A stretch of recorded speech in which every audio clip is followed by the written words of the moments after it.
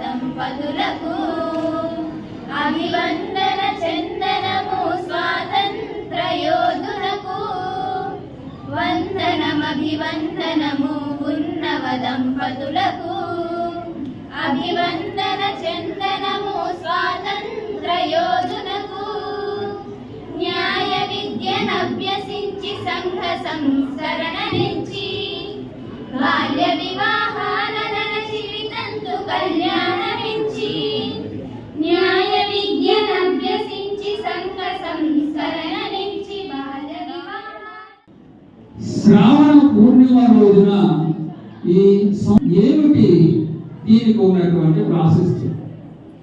ఆషాఢ పూర్ణిమ అని ఎలాగైతే ఎంత భక్తి శ్రద్ధలతో జరుపుకుంటామో అంతే భక్తి శ్రద్ధలతో ఈ శ్రావణ పూర్ణిమ మహోత్సవాన్ని జరుపుకుంటాం. ఏమిటి అంటే కారణం, ప్రాచీన కాలంలో అధ్యయనం అంటే వేద విద్య అధ్యయనమే. ఆ వేదాలను అధ్యయనం చేసేటువంటి పవిత్ర, అందువలన శ్రావణ పూర్ణిమను డాక్టర్ కరణ్ సింహ్ గారు విద్యాశాఖ నిర్ణయం తీసుకున్నారు భారత ప్రభుత్వం తరఫున. అది ఈ ఉత్సవానికి ఉన్నటువంటి నేపథ్యం. మన ప్రాతస్మరణీయులు డాక్టర్ కరణ్ సింహ్ గారు వారు విద్యాశాఖ మంత్రిగా ఉండగా ఈ నిర్ణయం తీసుకుని అప్పటి నుండి అనుసృతంగా యో అనూచాన సనోమ పూర్ణిమ రోజున अस्मिन् अपूर्वे राष्ट्रव्याप्त संस्कृत सप्ताह महोत्सव संदर्भे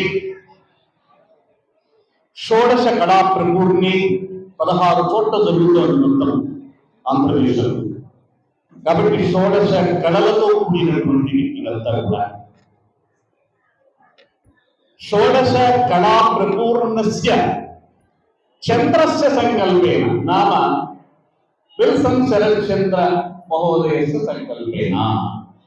అంటే అమ్మాయిలు ఓ అమ్మాయిలు अस्मिन् महोत्सवे तृतीय दिने षष्ठ कार्यक्रमे अत्र शारदानिकेतन विद्या संस्थयोः प्रांगणे प्रचलति एषः सन्दर्भः अपूर्वः एषः. అప్పుడప్పుడు కాస్త తెలుగు మాటలు కూడా ఉంటాయి ఈ సౌకర్యం కోసం వినండి జాగ్రత్తగా. ఇక్కడికి చాలా మంది పెద్దలు వచ్చారు, సంస్కృత పండితులు, సంస్కృత అభిమానులు. ఎవరు కదలకూడదు వాళ్ళ స్థానాల్లో నుంచి. ఎవరక్కడ సంస్కృతం కఠిన భాష కాదు, సరళమైన భాష. అది లేనిదే మనకి ఉదయం నిద్ర లేచిన దగ్గర నుంచి రాత్రి పడుకునేంత వరకు ఈ భాషలో మనం జీవిస్తున్నాము అనే విషయాన్ని భారతదేశం మర్చిపోతున్నటువంటి తరుణంలో సంస్కృత భాషని అందరిలోకి తీసుకెళ్లాలనేటువంటి ఉద్యమం సుమారుగా 3 దశాబ్ద సంస్థల ద్వారా 1900 మహాపండితుల భారతదేశ రాష్ట్రపతి కూడా అయ్యారు. వారు కాళిదాస అయ్యింది కార్తీక శుద్ధ ఏకాదశికి నిర్ణయించారు. ఈ 2 భారతదేశం ప్రపంచంలో జరుగుతున్నాయి. సంస్కృత దినోత్సవాలు జరపాలి 7 రోజుల పాటు అని పండితులు చేసుకుని ఒక మహాసంకల్పం చేసి గౌరవనీయులు శ్రీ విల్సన్ శరత్ చంద్ర గారు పూనుకున్నారు. అదిగో ఆయన యొక్క స్వప్నానికి ఇది కార్యరూపం. 3వ రోజుకు వెళ్ళింది. 3వ రోజుకి వెళ్ళింది. ఇక్కడ శ్రీకాకుళంలో ప్రారంభమైంది. ఇది ఆంధ్రదేశంలో 16 చోట్ల ఇందాక చెప్పాను 16 కళలు చెందుతుంది. అలాగే సంస్కృత భాషా వైభవం కూడా పరిపూర్ణమైనటువంటి షోడశ కళా ప్రపూర్ణమై వెలుగుంది వైభవోపేతంగా అయింది. అందరిలోకి వెళ్ళాలి అనేటువంటి ఉద్యమం కావాలి. అటువంటి ఉద్యమం కోసం తహతహలాడుతూ పండితులందరినీ కూడా ఆయన చక్కగా ప్రేరేపిస్తూ పోషిస్తూ వారందరికీ ఒక స్ఫూర్తినిస్తూ వారందరి యొక్క సహకారంతో ఆయన చేస్తున్నటువంటి ఉత్సవంలో మన గుంటూరు నగరంలో ముఖ్యంగా ఈ ప్రాంగణం ఎన్నుకోవడానికి చాలా ఉన్నాయి. గుంటూరులో ఇక్కడ ఒక మహానుభావుడైనటువంటి ఉన్నో లక్ష్మీనారాయణ గారు చెప్పినటువంటి తెలుగు సంస్కృత భాషలకి నిలయంగా, అంతేకాదు మహిళా విద్య, స్త్రీకి విద్య కావాలి. స్త్రీకి విద్య ఉంటే ఆ ఇంటిని వారి విద్యావంతులు అవుతారు. స్త్రీలు కనుక సంస్కృతంలో మాట్లాడితే ఆ ఇంట్లో అందరూ సంస్కృతంలో మాట్లాడతారు. ఏది మహిళా ఏది మాత సంస్కృతం వదతి తదా గృహం. ఎక్కడైతే మహిళలు సోదరీమణులు సంస్కృతం ఆ లక్ష్యంతోనే మహానుభావుడు ఉన్నత లక్ష్మీనారాయణ గారు. భారతీయ సంస్కృతి ఇది అద్భుత సంస్కృతి. ప్రపంచం భావించినట్టుగా ఇక్కడ భేదాలు లేవు. వైదిక సంస్కృతి కానీ, అలాగే మనకున్న భారతీయ సంస్కృతి కానీ సార్వజనీయమైనది. అంతేకాదు ఎత్ర భవత్యేన శాంతి నికేతనలో మనకు కనిపిస్తుంది.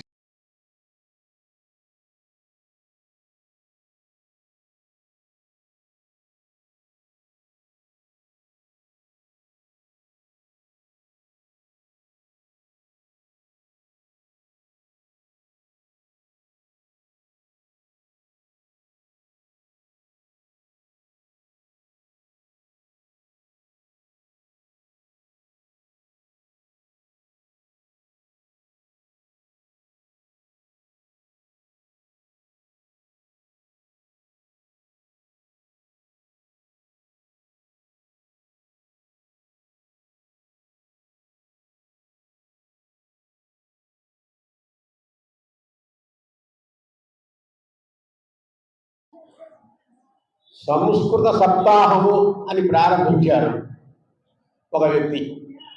దేనికి ప్రారంభించాలి? ఇప్పుడు ఇంకేం అవసరం లేదా? దేశంలో ఇంకా చెప్పాల్సిన కార్యక్రమాలు ఏం లేవా?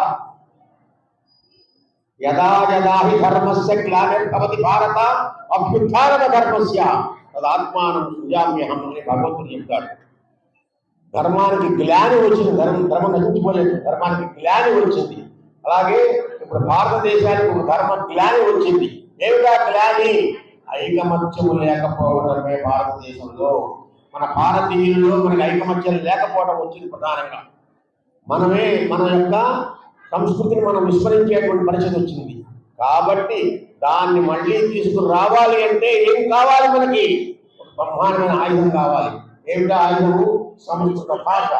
సమాజాన్ని చైతన్యవంతం చేసి సమాజాన్నంతా ఒక మూలసూత్రత కటిబద్ధంగా చేయగలిగిన భాష సంస్కృత భాష. దేశ సమైక్యత కలిగించే భాష సంస్కృత భాష.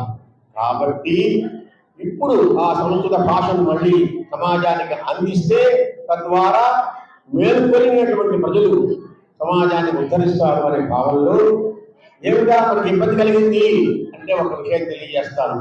భారతదేశంలో ఉంటూ, భారతదేశంలో తింటూ, భారతదేశంలో బతుకుతుంటూ భారత మాత ఎవర్రా అని ప్రశ్న వేసే దౌర్భాగ్య స్థాయికి మనం వెళ్ళామంటే మనలో ఉన్నటువంటి సంస్కారం ఏదైనా నశించిపోతే అర్థం చేసుకోవాలి. ఆ సంస్కారాన్ని మళ్ళీ మనం కలిగించేందుకుగా దానికి అవసరమైన భాష సంస్కృత భాష అని నిశ్చయించుకుని మన ప్రీతమైనటువంటి ఒక చిన్న పిల్లవాడు, ఎందుకంటే మేమందరం ముఖ్యవాళ్ళం కదా, వేదిక మీద ఉన్న వాళ్ళకి పెద్ద పెద్ద వాళ్ళే, ఒక చిన్న పిల్లవాడు. ఆయన శరత్కాలంలో చంద్రుడు, కాళిదాసు గారు ఎప్పుడు శరత్కాల చంద్రుడు వర్ణిస్తూ ఉంటారు ఇప్పుడు సామాన్యంగా.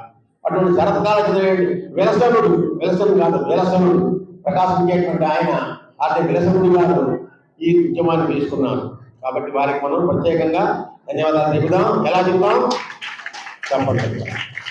దీని ద్వారా లక్ష్యం ఏంటంటే మమ్మల్ని అందరూ చెప్పడం కారణం ఏమిటి? ఖర్చు దేనికి పెడుతున్నాం?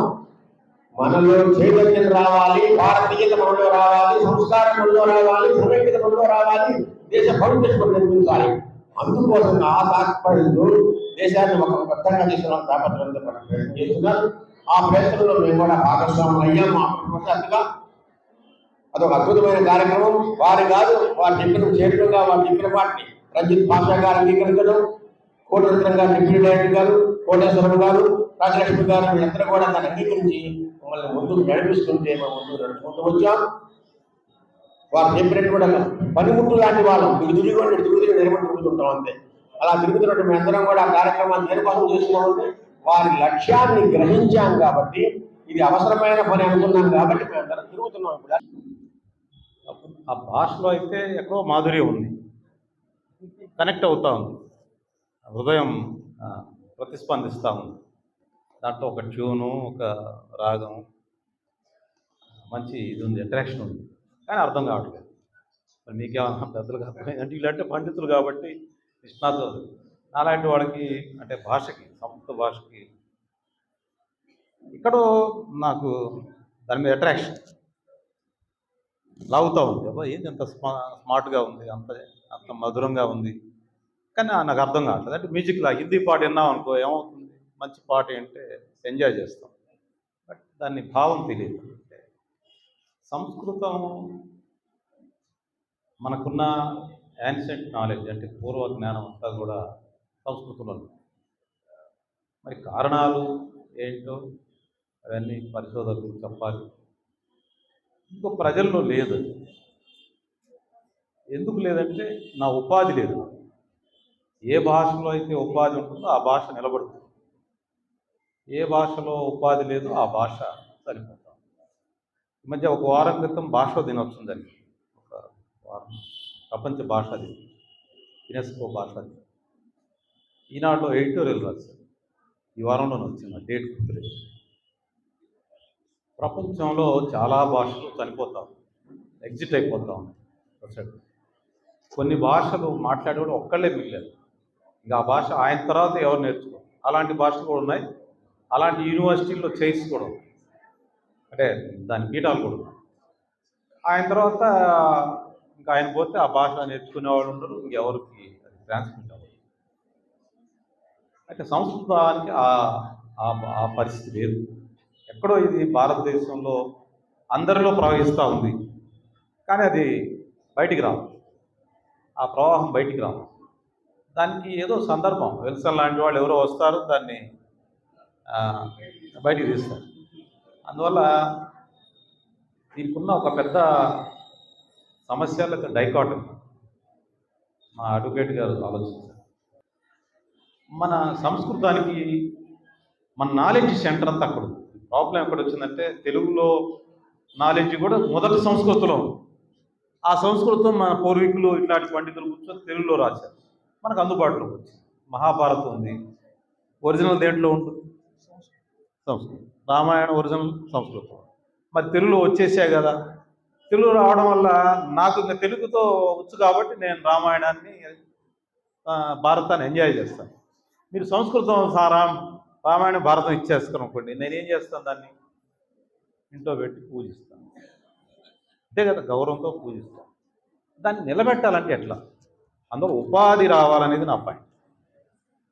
సంస్కృతంలో ఈ శారదా నికేతనంలో అమ్మాయిలు సంస్కృతం కనుక బిఏ ఆనర్స్ చేస్తే వాళ్ళకి ఖచ్చితంగా ₹1,00,000 జీతం వస్తుందంటే వాళ్ళు కష్టపడి చదువుతారు. అందువల్ల మీరు విల్సన్ గారు, మీరంతా సంస్కృత ప్రియులంతా కూడా మాకు ఉపాధి కల్పించండి, మేము నేర్చుకుంటాం. మాకే ఆ భాష మీద మాకేమి ఇది మాకు ఉపాధిగా. అలాగే సంస్కృతం కూడా అన్ని భాషల్లో ఇంబైబ్ అయిపోవాలి, అడాప్ట్ అయిపోవాలి. మన మాటలు ఇందాక అమ్మ నేర్పించాలన్న, మన ఇంట్లో మాట్లాడుకోవాలన్న, అది రావాలంటే ఎంతవరకు రావాలంటే నా కళలు కూడా సంస్కృతంలో రావాలి. ఆ స్టేజ్కి వస్తే కానీ భాష బ్రతకదు. భాష బ్రతకాలంటే మాట్లాడాలి, జీవితం ఉండాలి, రాత ఉండాలి, సాహిత్యం ఉండాలి, కమ్యూనికేషన్ ఉండాలి, ఆలోచనలు కూడా రావు, అప్పుడు కానీ భాష బ్రతకదు. అందువల్ల ఇంత గొప్ప భాష మరి ఎందుకు దీని ప్రజల నుంచి దాగి ఉందో, ఒక పక్కన దాగి ఉందో, దాన్ని మనం పరిశోధించి బయటికి తీసి అందరికీ ప్రవహించే విధంగా కృషి చేయాలి. దానికి బహుశా ఏ రాష్ట్రంలో దొరుకుతున్నట్టు నాకు వార్తలు రాలేదు. సోషల్ మీడియా నాకు అన్ని రాష్ట్రాలకు సంబంధించి, భాషకు సంబంధించి కనెక్టివిటీ ఉంది. మన విల్సన్ గారు వచ్చాక ఈ ఆంధ్రదేశంలో చాలా అద్భుతంగా చేస్తూ ఉన్నాడు.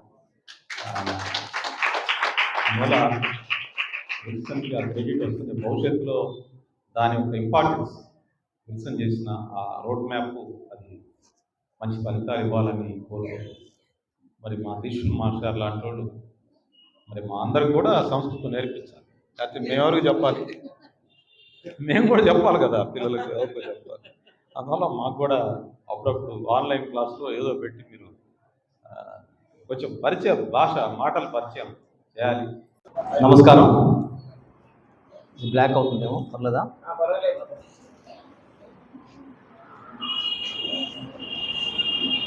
సంస్కృత అకాడమీ అధ్యక్షులుగా నేను బాధ్యతలు స్వీకరించినప్పుడు కొద్దిమంది కొన్ని విమర్శలు చేశారు. సంస్కృత పండితురాలు లక్ష్మీపార్వతి గారు, మరి అసలు సంస్కృతమే రాదు విల్సన్ గారికి ఆ చైర్మన్ పదవి ఇచ్చారు, ఆయన ఎలా చేయగలరు అనేది కొన్ని విమర్శ చేశారు. అది ఒకవేళ నిజమే కదా అనుకుంటే,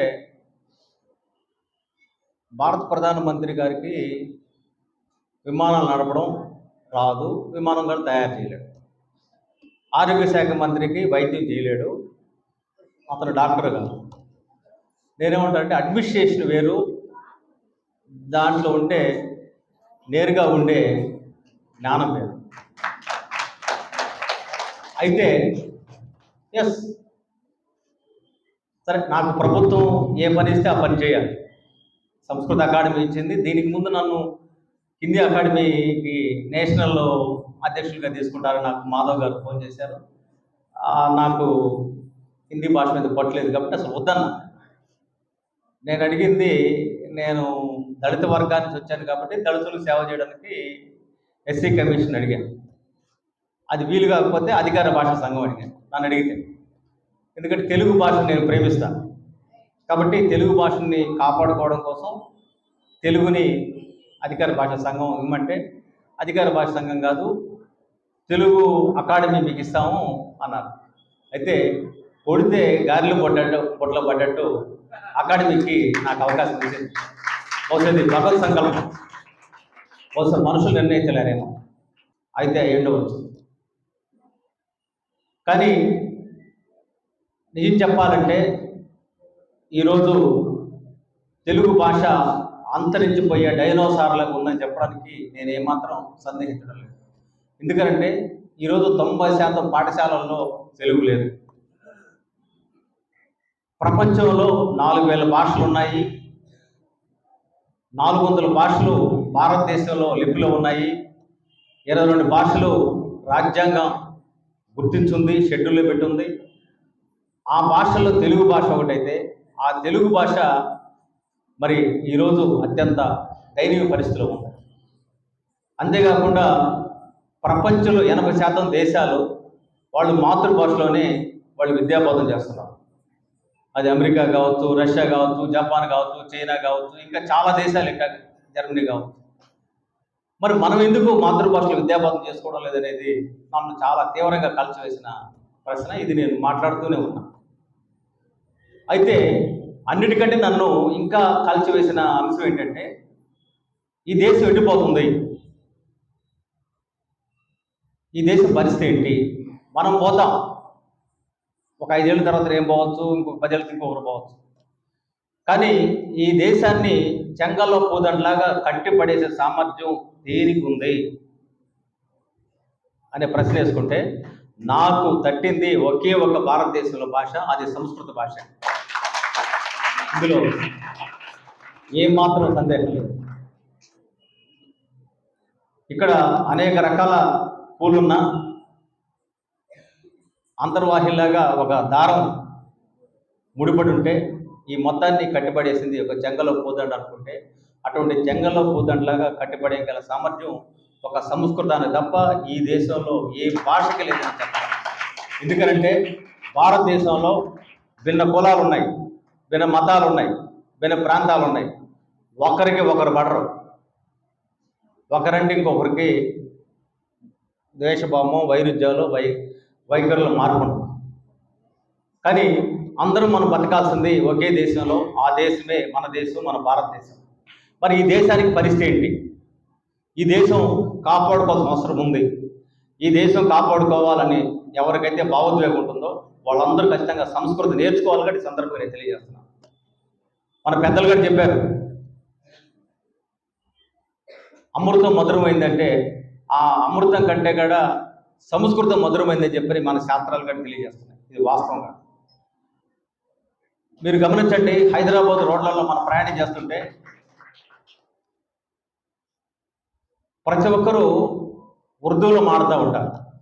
అసలు నాకు ఒక్కోసారి మనం హైదరాబాద్లో ఉన్నామా, పాకిస్తాన్లో ఉన్నామా అర్థం కాని పరిస్థితి ఉండదు. కట్ చేస్తే వాళ్ళందరూ ఇక్కడే బతుకుతుంటారు, కానీ అందరూ ఉర్దూ మాట్లాడుతుంటారు. మనకి మన దేశంలో మనం బతకాలి అనుకుంటే ఎస్, ఇందాక వర్మసాదన్ చెప్పినట్టు సర్వైవల్ ఆఫ్ ఎగ్జిస్టెన్స్ కోసం మన గాని భాషని మనం నేర్చుకుంటాం. మనం ఏమైనా ఆంగ్లేయులమే? ఇంగ్లీష్ భాష మందే.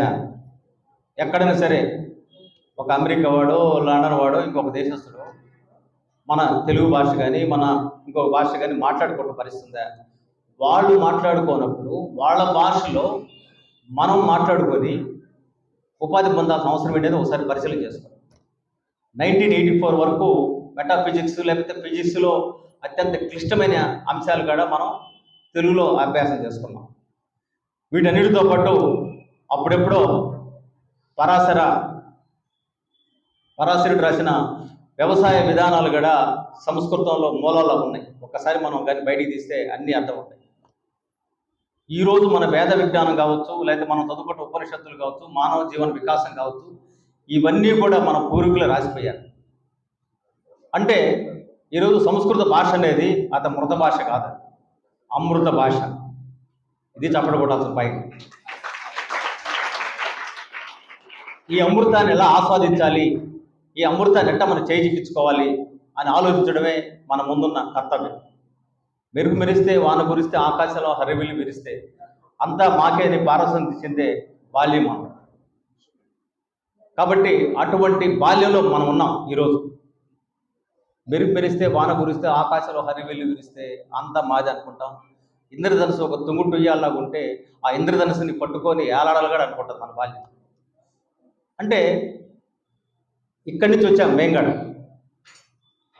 మట్టిలో పుట్టాం, మట్టిలో పెరిగాం, మట్టిలో ఆడుకున్నాం. అటువంటి జీవన పరిమిళాలన్నింటినీ కూడా మనం చేజిక్కించుకొని మనం ముందుకు వచ్చాం. ఈరోజు ఇంతమంది పెద్దలు, మహామహులు ఇక్కడ కొలువు తీరారంటే వారందరి ఆశా శ్వాస ఈ దేశమే.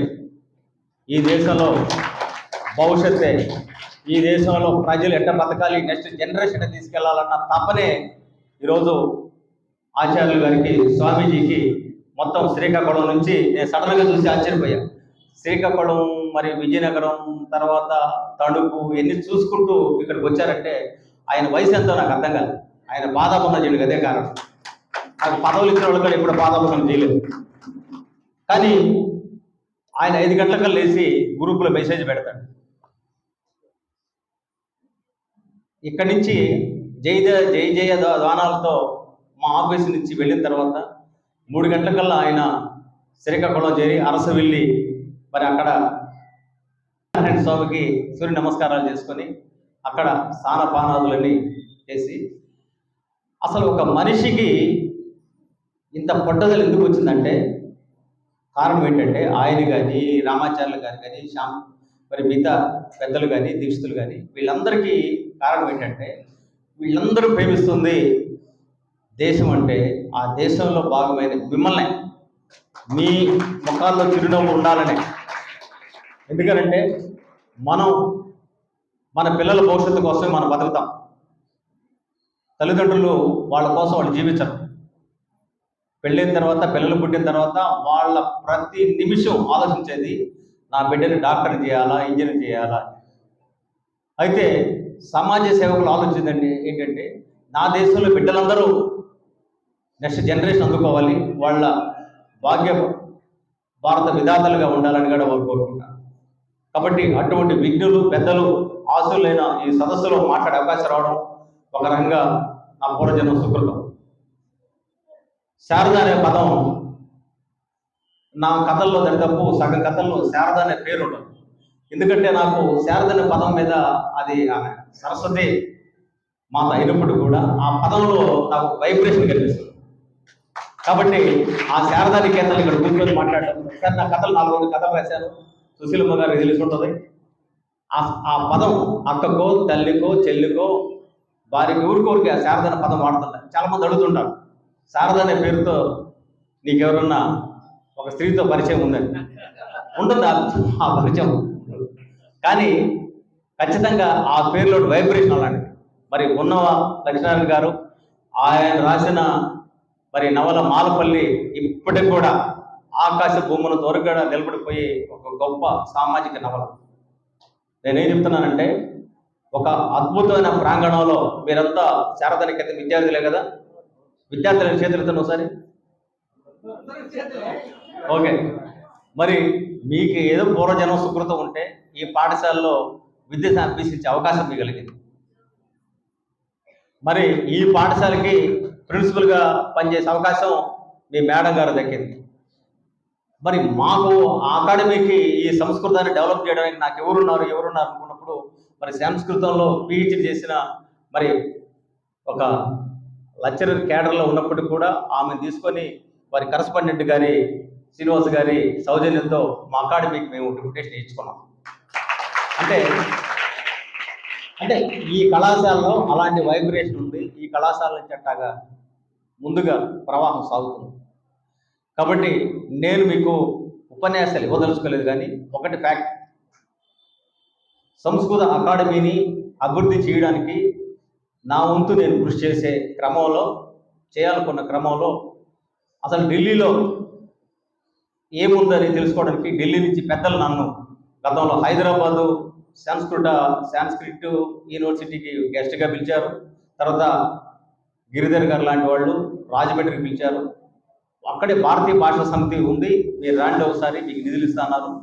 వారి నాకు సెంట్రల్ యూనివర్సిటీతో కూడా పరిచయం చేశారు. తీరా చూస్తే అక్కడ పెద్ద అక్షయ పాత్ర ఉంది.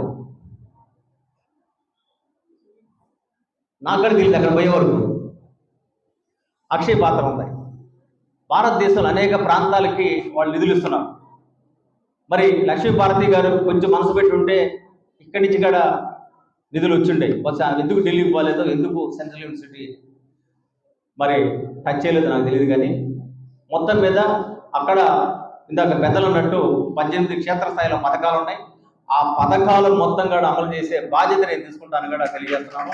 వాళ్ళు ఒక ఏడాది కాదు 5 సంవత్సరాలు సరిపడా ప్రాజెక్ట్ రిపోర్ట్స్ తీసుకురమ్మన్నారు. వాటిని సంబంధించి ఆ మొత్తం ప్రాజెక్ట్ రిపోర్ట్స్ ఏం చేయొచ్చు అనేది ఇప్పుడు వీళ్ళు నా దగ్గరికి వచ్చినప్పుడు సంస్కృత యూనివర్సిటీ సపరేట్, సంస్కృత అకాడమీ సపరేట్ చేయమని వచ్చారు. కానీ ఆ తర్వాత నేను దాని భుజం మీద వేసుకున్న సంగతి తెలిసి పర్లేదు సార్ చేయండి అన్నారు. ఎస్, నాకు ఇస్తే ఈ బాధ్యత చేస్తాను, ఇవ్వకపోతే ఇంకో బాధ్యత చేస్తాను. కానీ నేనేమంటానంటే, సంస్కృతం బతకాలంటే ఖచ్చితంగా మనందరూ దాన్ని ఓన్ చేసుకోవాలి. అది జాతీయ భావంతో చూడాలి. సంస్కృతాన్ని ఒక భాషలాగా చూడవాలి, మన రక్తంలాగా చూడాలి. నెక్స్ట్ జనరేషన్ మనం కాపాడుకోవాలి. ఇక్కడ ఉన్న వాళ్ళే కాదు, ఈ దేశంలో ఉండేవాళ్ళు 90% దేవాలయాలకు వెళ్తారా వెళ్ళరా? అక్కడ పోయి ఆ వేద మంత్రాలు, దేవుడిచ్చే ఆశీర్వచనాలు, పండితులు ఇచ్చే ఆశీర్వచనాలు ఏ భాషలో వింటారు వాళ్ళు?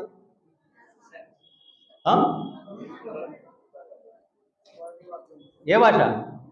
మన సంస్కృతమేగా. మరి సంస్కృతంలో వేదాచరణ కావాలి, సంస్కృతంలో వేద ఆశీర్వచనాలు కావాలి, సంస్కృతంలో అన్నీ కావాలి మనకి.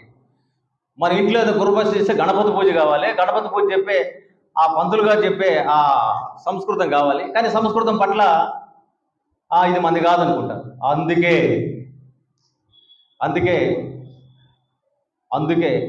అందరికీ సంస్కృతం, అందరిలోకి సంస్కృత నినాదం నరసింహాచార్య గారు తీసుకొచ్చారు.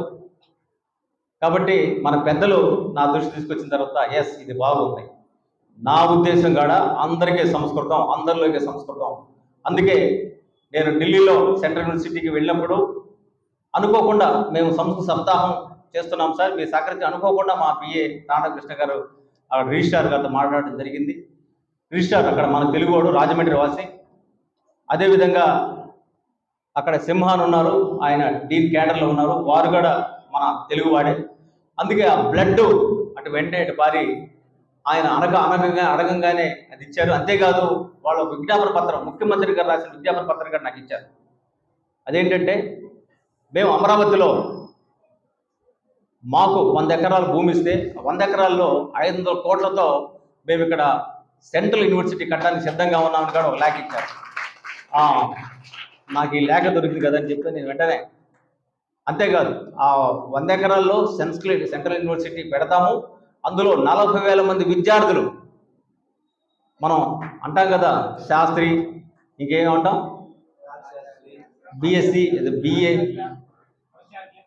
ఆచార్య, శాస్త్రి, ఇట్లాంటి మనం రకరకాల కోర్సులు ఉంటాయి కదా, ఆ మొత్తం కోర్సులు 40,000 మంది విద్యార్థులకి విద్యాభ్యాసానికి అవకాశం ఇస్తూ అక్కడ మనకి విశ్వవిద్యాలయం స్థాపించడానికి అమరావతిలో వారి నుంచి లేఖ వచ్చింది. అంతేకాదు ఆయుర్వేదిక్ హాస్పిటల్, ఇప్పుడు మీరు గమనించండి, ఇంగ్లీష్ మందులు అంటున్నాం, ఆ ఇంగ్లీష్ మందుల కంటే కూడా 100 రెట్లు ఆయుర్వేదిక్ మెడిసిన్స్ అద్భుతంగా ఉపయోగపడతాయి. అటువంటి 100 పడకల ఆయుర్వేదిక్ హాస్పిటల్ కూడా అమరావతిలో ఇవ్వడానికి వాళ్ళ ప్రపోజల్ లెటర్ ఉంది. ఆ లెటర్ కాపీ కూడా ఇచ్చాను.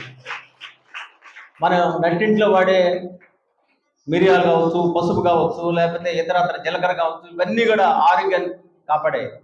కాబట్టి ఆరోగ్య పరిరక్షణకు ఉపయోగపడే మనం ఆయుర్వేదిక విద్యాలయం హాస్పిటల్ ఇక్కడ ఇస్తా అన్నారు. అందుకే నేను వెంటనే ఆ అవకాశాన్ని నేను అడ్వాంటేజ్గా తీసుకొని పైన బట్టి రావడం చూసి పిరికోటి పారిపోతే తెలివైన అదే రాళ్ళతో దుర్గం నిర్మించుకుంటాడన్న చందంగా ఎవరు ఇన్ని విమర్శలు చేసినా ఇది ముఖ్యమంత్రి గారికి తీసుకెళ్ళాలనుకున్నాను, తీసుకెళ్ళాను కదా, వారికి ఆ లెటర్ కార్డు ఇచ్చాను. అంటే మన పిల్లల భవిష్యత్తు, మన భవిష్యత్తు ఇవన్నీ కూడా ఇక్కడ సెంట్రల్ యూనివర్సిటీ అమరావతిలో, కోతవేడుతో అమరావతిలో వస్తే అద్భుతమైన భవిష్యత్తు ఉంటుందా లేదా? సంస్కృతానికి ఉంటుందన్న వాళ్ళు తన చేతులు ఎత్తండి.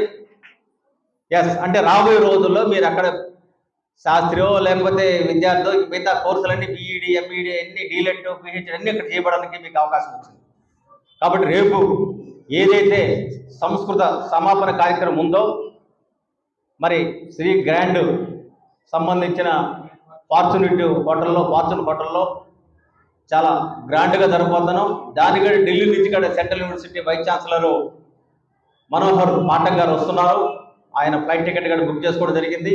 ఇక్కడి నుంచి కృష్ణమూర్తి గారు తిరుపతి నుంచి, ఏ స్వామి కృష్ణమూర్తి గారు వస్తున్నారు కదా, కృష్ణమూర్తి గారు కూడా వస్తున్నారు. అంటే వైస్ ఛాన్సలర్స్ వస్తున్నారు. సెంట్రల్ యూనివర్సిటీ నుంచి కూడా మేము రిజిస్ట్రార్కి అడిగాము. అంటే మన కళల్ని, మన ఆకాంక్షల్ని వారి దృష్టి కూడా తీసుకెళ్ళి ఎలా అభివృద్ధి చేయాలి, వీటితో పాటు 500 గ్రామాలు సాంస్క్రిట్ విలేజ్ చేయడానికి 20,000 రూపాయలకు టోటల్కి ఇస్తామని కూడా వాళ్ళు చెప్పారు. 500 గ్రామాలు కాదు, ఇంకా అవకాశం వస్తే ఇంకొక 500 గ్రామాలు కూడా తీసుకొని దత్తత తీసుకొని గ్రామంలో సంస్కృతం రకరకాల భాషలు నేర్చుకుంటున్నాం. జర్మనీ మూలాలు, మన పూర్వీకుల మూలాలు, భాషను ఎందుకు నేర్చుకోకూడదు అలాగే నేర్చుకోండి. ప్రతి ఒక్కరూ మళ్ళీ నాకు అవకాశం వచ్చిన రోజు సంస్కృతంతో మీతో మాట్లాడే అవకాశం రావాలని నేను కోరుకుంటున్నాను.